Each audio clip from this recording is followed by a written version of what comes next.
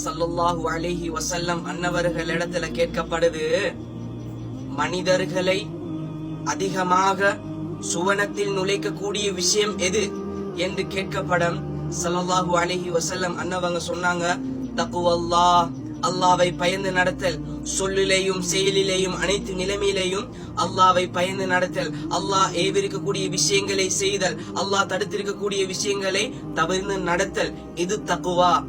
இது சுவனத்தில் நுழைத்து விடும் என்றார்கள். இரண்டாவது ஹுஸ்னுல் ஹுல்க், நல்ல குணம், நற்குணம், மனிதர்களோடு நல்ல முறையில் நடந்து கொள்றது, யாரையும் நோவிக்காமல் நடந்து கொள்றது, அல்லாஹ்வுடைய பொருத்தத்தோட இருப்பது, இது சுவனத்திலே நம்மை தள்ளிவிடும் என்றார்கள்.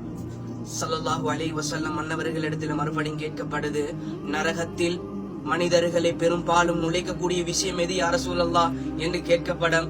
நாயகம் சொல்றாங்க, இந்த வாயும் மர்மஸ்தானம் என்றார்கள்.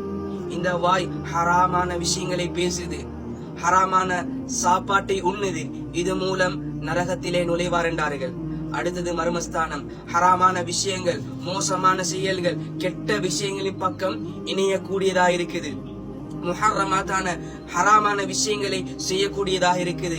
இப்படி செய்வதன் மூலம் இது நம்மை நரகத்திலே தள்ளிவிடும் என்று அல்லாஹ்வின் தூதர் பெருமானார் நாயகம் ஸல்லல்லாஹு அலைஹி வஸல்லம் அன்னவர்கள் எங்களுக்கு சொல்லி காட்டினார்கள்.